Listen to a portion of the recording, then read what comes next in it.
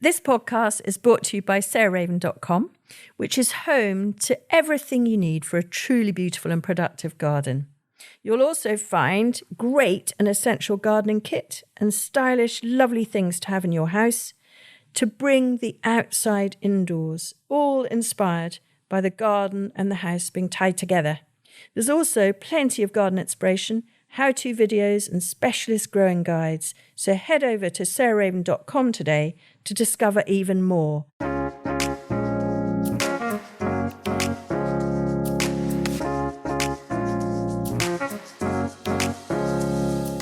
Welcome to Grow, Cook, Eat, Arrange, the podcast of me, Sarah Raven, and today is absolutely lovely because I'm joined again by Arthur Parkinson. Hello, Arthur. Hello. How are you? I'm all right. I was just thinking I'm a bit like a self-seeder these days in this podcast, aren't I? Keep coming and going and in a little corner. Yeah, well, that's the subject for today, so that's very appropriate.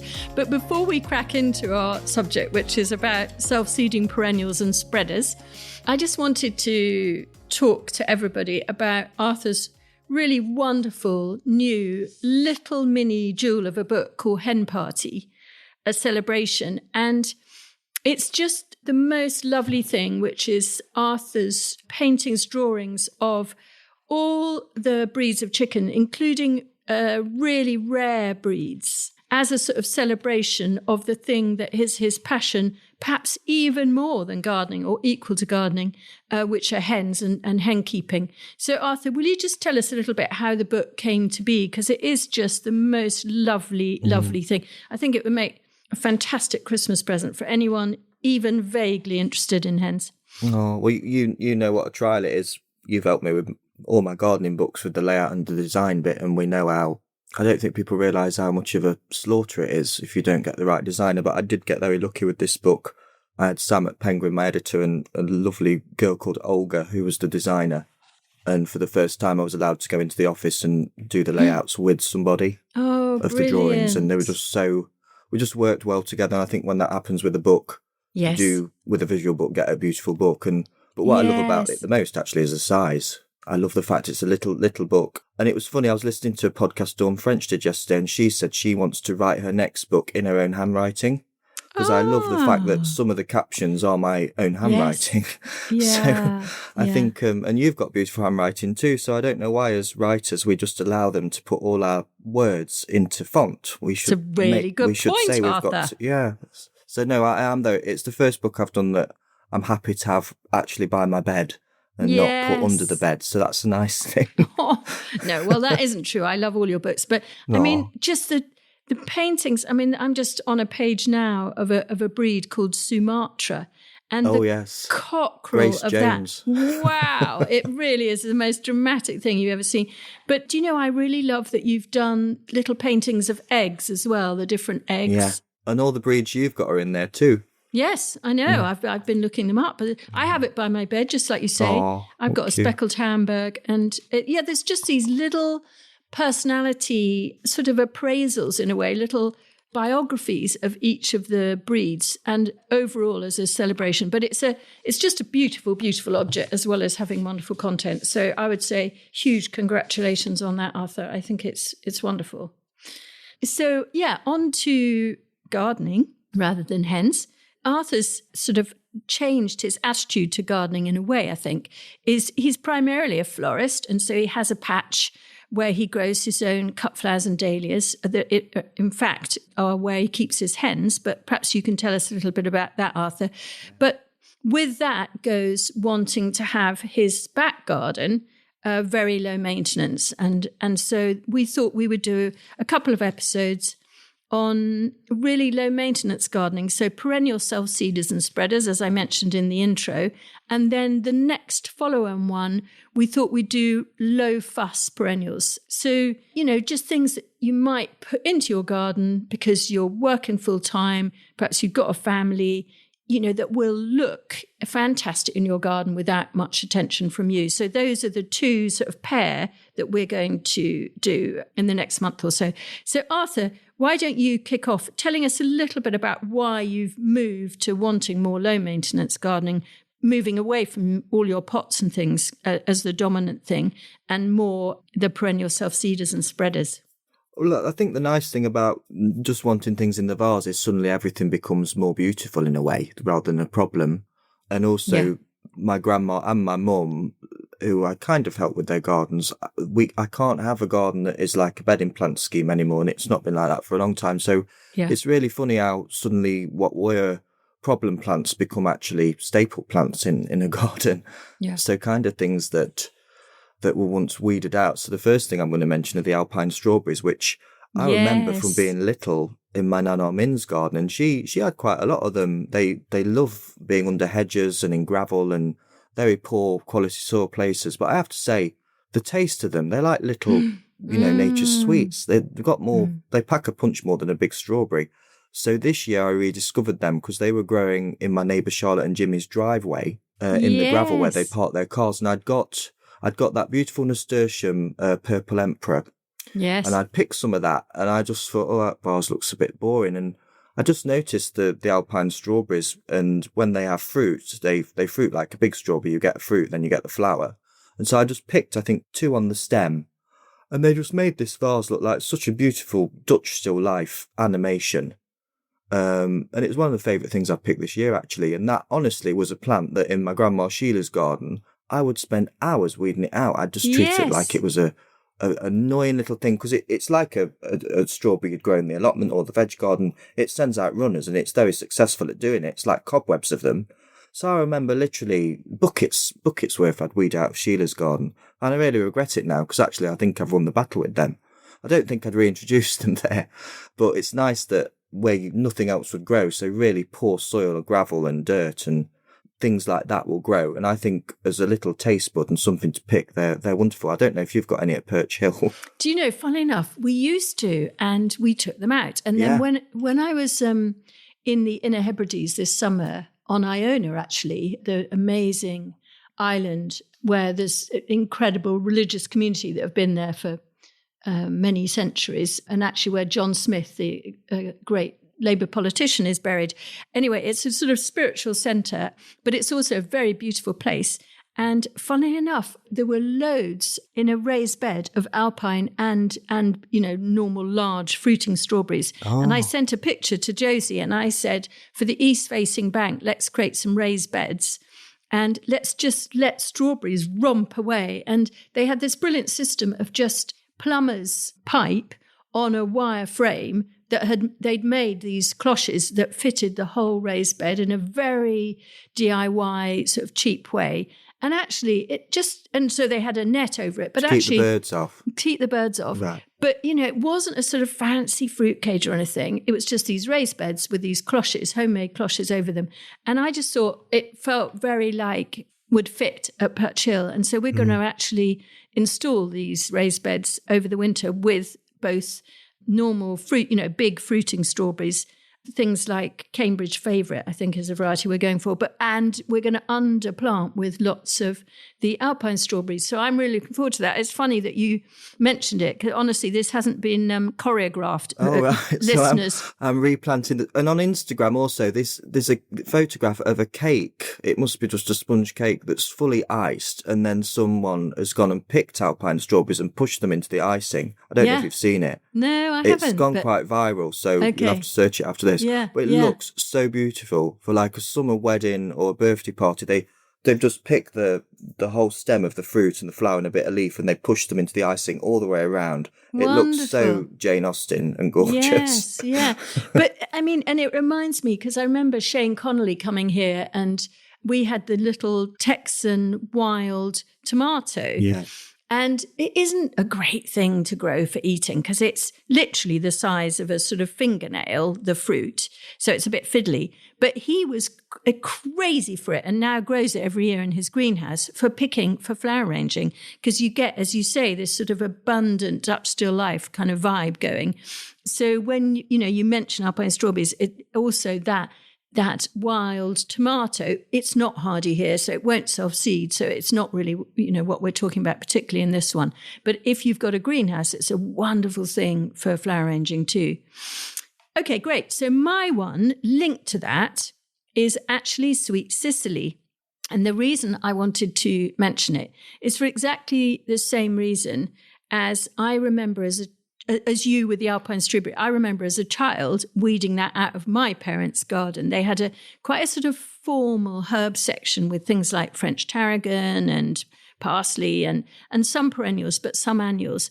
And they had sweet Sicily, and that's because it's very, very, very good for early in the year. And the foliage comes up in February, March, and you can actually use it in like a salsa verde or whatever instead of, say, parsley, which might not have overwintered. But the reason that it reminded me when you talk about the Alpine strawberries, I used to go and eat the seeds in sort of May, June, and they taste exactly like licorice all sorts. Mm. And so again, it's like a child's dream because there's this plant and it's so intensely sweet, but it's brilliant with adults as well because it self-seeds, but not too much. It's like a sort of tiny mini cow parsley. So it's in the umbellifer family. All parts of the plant are edible. So the leaves, the flowers, and the seeds are all edible. And really the point of it is it's extremely low maintenance and extremely early in performing. So it's one of the things that we're experimenting with as a pot topper here because it keeps its foliage pretty much through the winter. I mean, it is herbaceous, but it comes back very, very early, even if it doesn't keep its foliage through winter. So you can pick from it. And then it's a wonderful backdrop to white tulips or narcissus as a sort of foliage carpet underneath. So Sweet Sicily is my first one for the year. So what's your next one, Arthur? Well, the thing that's kind of saved my sanity during this huge drought we've just had living in almost Cotswolds, but not quite, but Gloucestershire, is the Hollyhocks, which have been absolutely astounding. I don't know how they've managed to be as tall as normal because I don't know how bad it was in Sussex, but that we didn't have proper rain for what felt like possibly 2 months here easily. And I don't think that's an exaggeration, but they come up at the base of these walls and they just get on with it with big Chelsea tractors going by them every day. And they're all, they're not variegated ones. They're just lovely dolly mixture colours. And they've just been so wonderful. So I sowed lots of the black one this summer. Back in August, I just sowed them in a seed tray. But they come up so fast, Hollyhocks. So I pricked them all out into 9cm pots and they've all been planted in various places because they're just so drought tolerant and also wind tolerant as well. So they don't need to be staked. Yes. I know they get a bad rap for the mildew and the rust that they can get. But to be honest, I don't know if it's the pollution of cars on the roads. I don't really notice that when they've found where they want to be and seem very happy. No, that's so interesting, isn't it? Do you know, really sadly, hollyhocks don't love it here. On clay, they just seem to struggle, whereas my sister-in-law lives down on the Chalk, on the Downs, about half an hour from here. And where she got married in the church, I remember just arriving in June and these beautiful hollyhocks towering above our heads, just as you say, all the way along the base of walls. So they love a really free-draining soil, I think, and in a really unpromising place. They're the sort of thing that you want to grow around your garage or in your gravel garden or whatever, which we've actually created a gravel garden here and we've put them there and I'm hoping they'll self-seed and they'll start to naturalize. But with us, when I plant them in the well-fed, very rich and poorly drained beds, they don't love it so much. But you're right. Yeah, because there was a photo, wasn't there, in the seed catalogue? I remember it was beautiful. I think it must have been in the farmhouse garden. And you did a lovely mix of very classic Saravan Venetian colours. Yes, that's it. That's exactly. I mean, I do often think, I wish I could do a bit of taking out the whole, because you do get granny knicker colours, which aren't so nice amongst the. So I would be probably more fussy than some people and take them out. Sadly, you don't get orange hollyhocks. Yeah, no, you don't. You don't. And the dark one, I've grown it from seed several times, and you do get a good number of the dark, but they tend not to come entirely true from seed, I think. I think they're very promiscuous breeders, cross breeders. And I grew them at Emma Bridgewater factory as well. I grew that the creme de cassis and blackcurrant whirl, and they were really lovely blackcurrant ice cream, pink and white and purple all blotched together. And they got so tall in the raised beds, they were incredible. Yeah, again, because they'll love the raised beds, won't they? They'll love that extra drainage. Okay, so my next one would have to be the biennial flowering Euphorbia. So it's not a biennial plant. So Euphorbia crachus or Euphorbia wolfenii. And the one that we're lucky to have in the garden here at Perch is a variety called John Tomlinson. And I love it particularly rather than the straight wild one, which you see all over the Mediterranean, because it has no brown eye. So it's pure acid green. And so it's just so fresh. And it has this thing of these really lovely, slightly grey, glaucous green, almost like sort of feather duster spikes, which then produce these big acid green flower sort of towers, really. And they start flowering in February here, and they'll go on till early May. And then what you do, you have to cut back the one that's flowered once it starts to brown. And then from the base, you'll get new flowering spikes developing. Now, it gets a really bad press, this plant. And I have to say, several of the gardeners here are incredibly wary of it. And that is correct because of the milky sap. So you've got to be extremely careful when you sort of cut it back. You need to do it on a really cool, wet day, ideally, because the sap concentrates and is stronger on a hot, sunny day. So you just need to be a bit wary. And then you must wear gloves.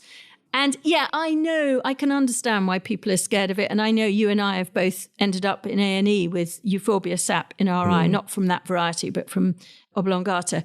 But I think it's just such a low maintenance plant that you only want to tinker with one day a year, literally one day a year, to get rid of the flowering spikes from the previous spring, from that spring, and then let the new ones develop. But it's evergreen and it self-seeds all through the garden here, and I absolutely love it. So that would have to be next on my list. Over to you. Well, continuing with evergreen, lovely, acidy, lime, greeny plants, I think my desert island perennial probably would be Corsican hellebores, because lovely. they just manage to eke out an existence in the most awful places.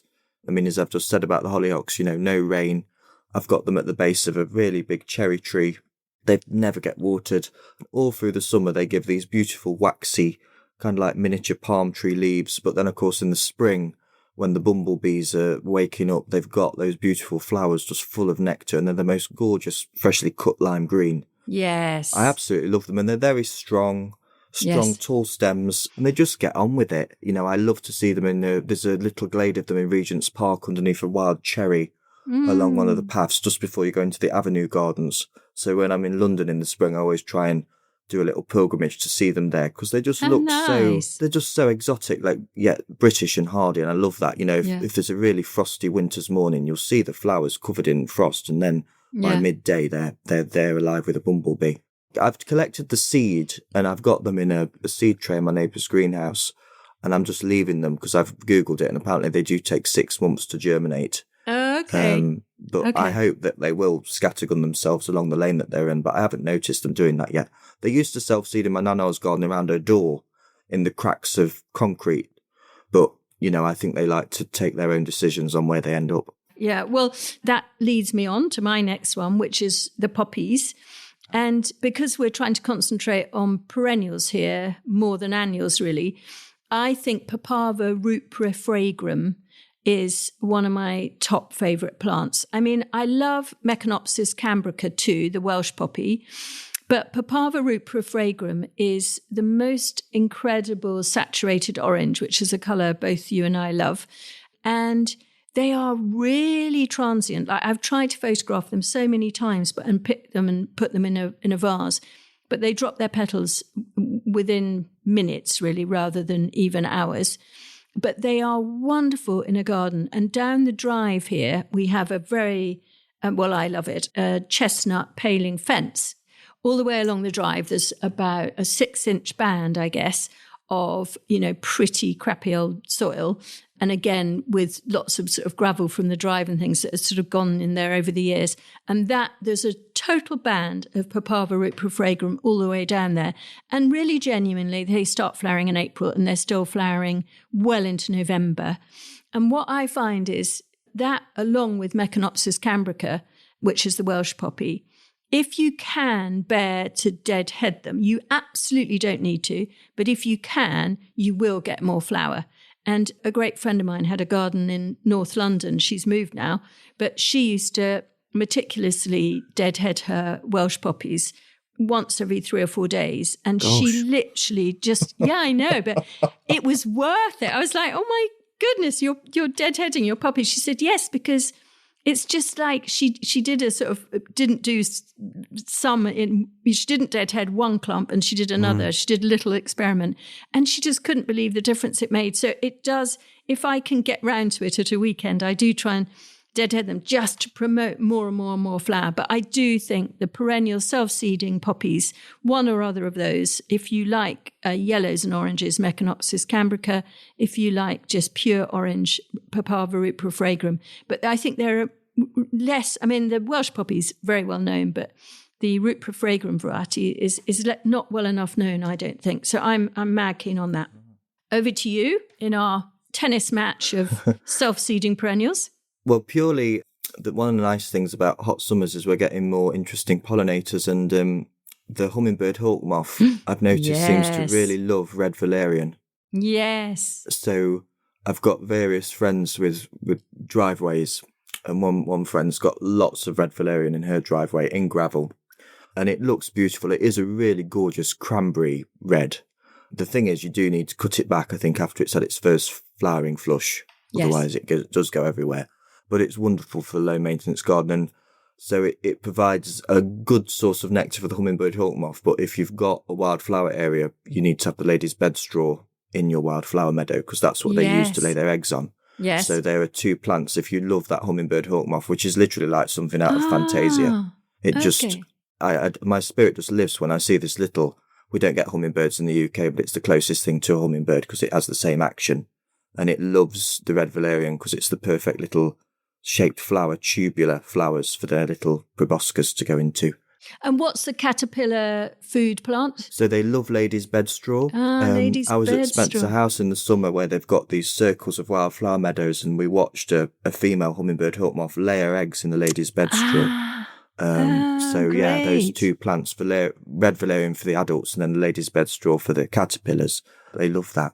Yeah. That's so good to know, because I have an abelia here, grandiflora, which I'm mad about as a shrub, on my doorstep. And we've had hummingbird hawk moths on that all the way through this hotter autumn that we've had. And I've noticed a real build-up of numbers. And I think it must be because outside our kitchen window, we've got a wildflower lawn. And that has got both the bed straws, both the yellow and the white in it. Right. So I think that must be why. Yeah. And I just think that's such an important point, Arthur, when you're wanting to perhaps get a butterfly established in your garden, it's really important. It's not just the pollinator plants for the adults, it's also the food plants for the caterpillars. So it's, I really, really want to try and get swallowtails and things like that with climate change. So I've just been researching what the caterpillar food plants are. And I think it's cuckoo flower is one of them. But it's just that I really want to try and introduce. And so it's very important to think of the whole life cycle of a pollinator, isn't it? As well as just what the adults are foraging. And so that makes complete sense to me. I didn't know that it was the bedstraw family. So my next one would have to be, I think, Alchemilla mollis. Now, I know it doesn't flower for ages, but I was actually in Dorset last week and I visited some friends who had a whole beautiful stone sort of clad yard that had felt like had been there for decades, if not centuries, in this little walled yard. And just these very, not sort of posh cut York stone, just flat, like river stones over this whole yard. And the whole place, even now in mid to late autumn, was a carpet of Alchemilla mollis. And what they do is they let it flower and then they cut it back, including the foliage. And then new foliage comes, and that's what makes it still look good very, very quickly. They say the new foliage grows back within 2-3 weeks. But then it means you sometimes even have these beautiful leaves all the way through the winter. And so there's nothing more beautiful than an Alchemilla mollis, almost like lily pad leaf covered in frost or dew or, little raindrops just collecting in the middle of that leaf. I mean, we have a bit of Alchemilla mollis here. And Josie's been a bit wary of it because it does self-seed. So we've actually put it right down underneath a hedge, right down in the damson orchard. But I want to introduce more. Having seen that, I want to try and get that self-seeding through the Dutch yard here. Oh, that'd be beautiful. Yeah, it just looks so nice. And I think people have reservations about it because that wonderful acid green flower from sort of middle of May till the middle of June does go brown, but doesn't matter. Get rid of it and then think of it as a foliage plant. And that was a real learning curve for me. So I'm going to reintroduce more Alchemilla mollis in the garden here. Because I don't cut any Euphorbia anymore, so I only cut the acid green Alchemilla. Yes. So I adore it, but that's such a top tip because I don't think people realise unless you do cut it really hard back to the floor, you do not get a second flush. A lot of people just like to trim the feather duster brownie. Exactly. And then they leave the leaves because the leaves still look fresh. But what happens is by August, the whole plant looks brown. So if you've got a hedge of it as a front hedge to a perennial border, it makes the whole border look tired. So get your shears out and get on your knees and really cut it right to ground level. Such a good tip. I remember we learnt that with delphiniums, which is, we had a student working in the garden here and I said, would you deadhead the delphiniums? It was sort of, mid-July or something. And she misunderstood me and cut the whole thing right to the ground, including the foliage. And we were all like, okay, that isn't quite what I meant. But do you know what? Within 6 weeks, they were reflowering. And so and we do the same with our globe artichokes. We cut them foliage and all after their first flush. And then you get it makes it think it's spring again. You get new foliage, new flowers, and a proper flush of flowers. So I think maybe we should even do a podcast one day, Arthur, on perennials. Being ruthless. Being ruthless. Guillotining your plants. Yeah, exactly. Is it you or no? Yeah, it's you now. It is. I do love mint, and it's very much due to seeing everything as something to be cut. There is nothing nicer than the smell of mint in a hand-tied bunch. So, even if you're picking sweet peas, if you can put mint in amongst them and then, so I'm very keen on my different mints. My favourite one in terms of statuesque presence in the garden is buddleia mint. And it took a few years actually to settle down. I've got it in a pot, that very big pot with a cardoon actually, so two thugs together.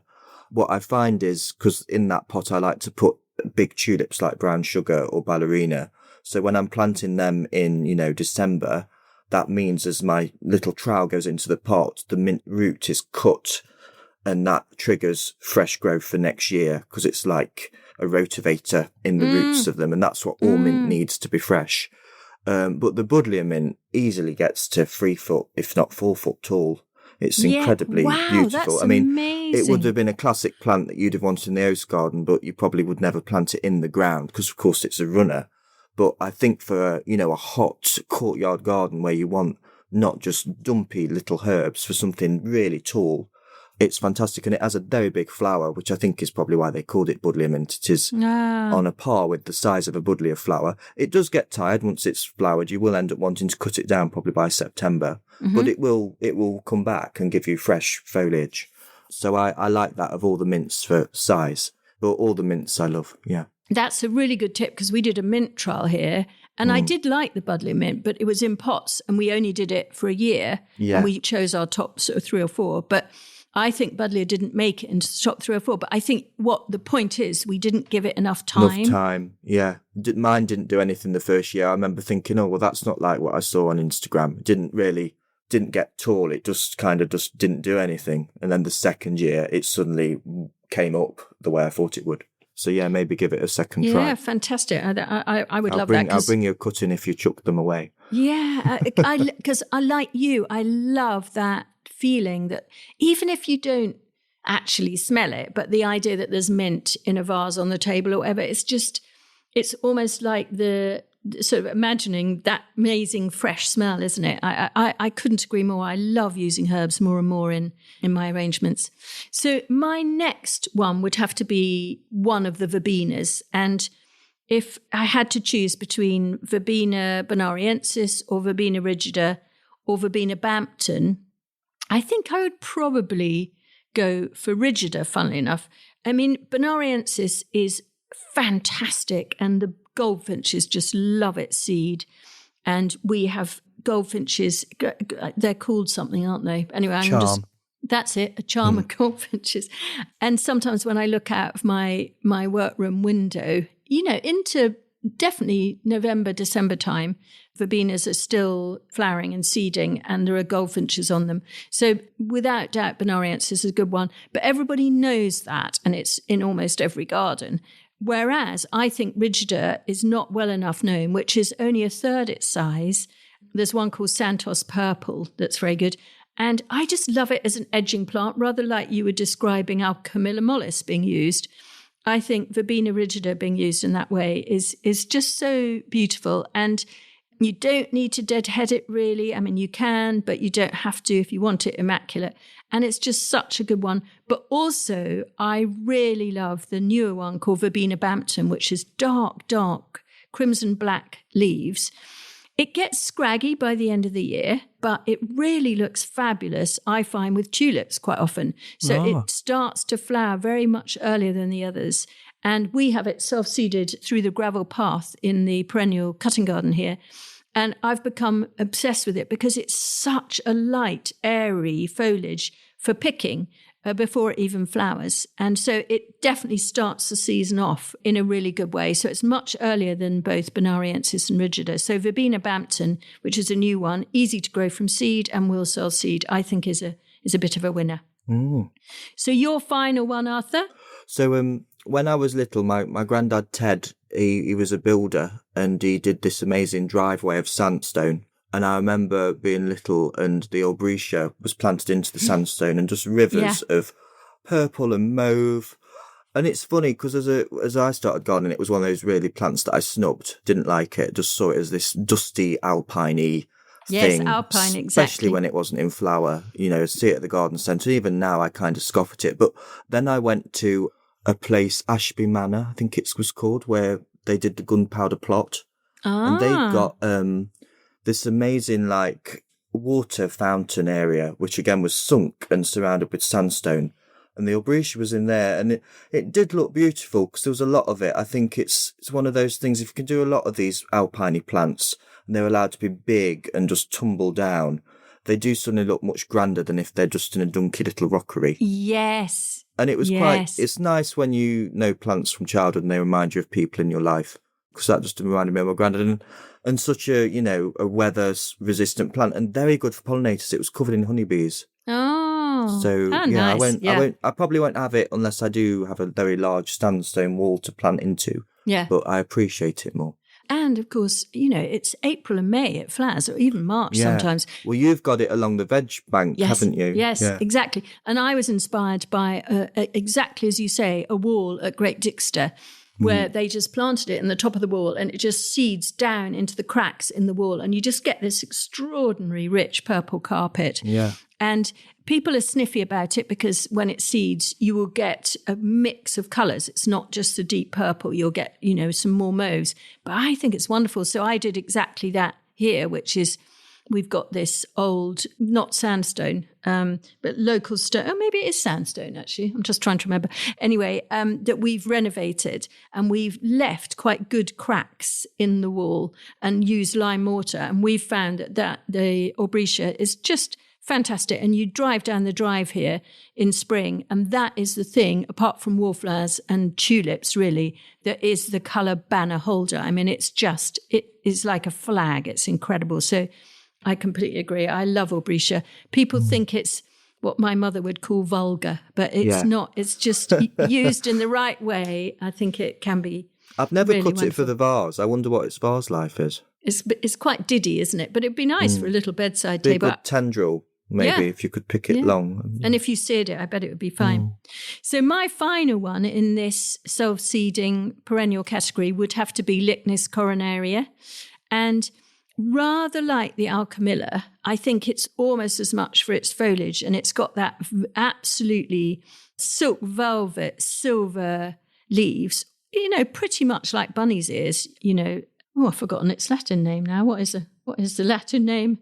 Oh, Stachys byzantia. There we are, you see, I forget things as I get older. Anyway, Lychnis coronaria, and I just love that saturated pink sort of carmine magenta flower.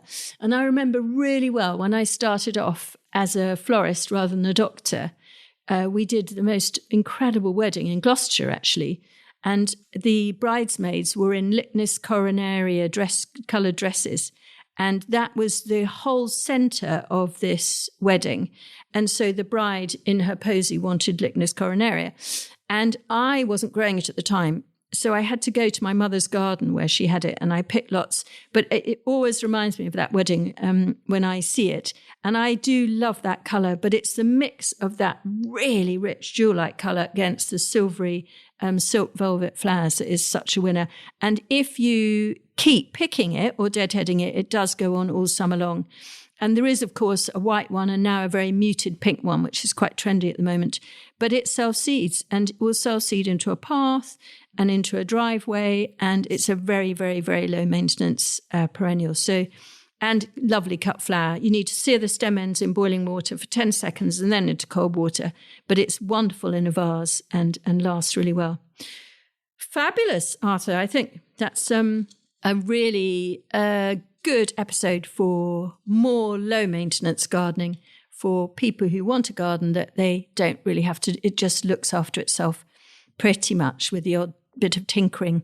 So thank you for that list. I think I've learned a lot, and I hope you all have too. Thanks so much for listening to me and Arthur Parkinson on Grow Cook Eat Arrange.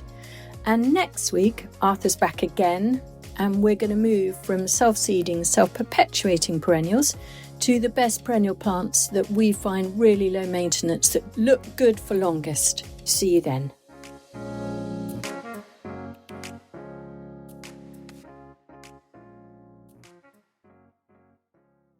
You can find more information, photos and advice sheets on all the plants and recipes we talk about on this podcast by heading to the show notes or at sarahraven.com/podcast.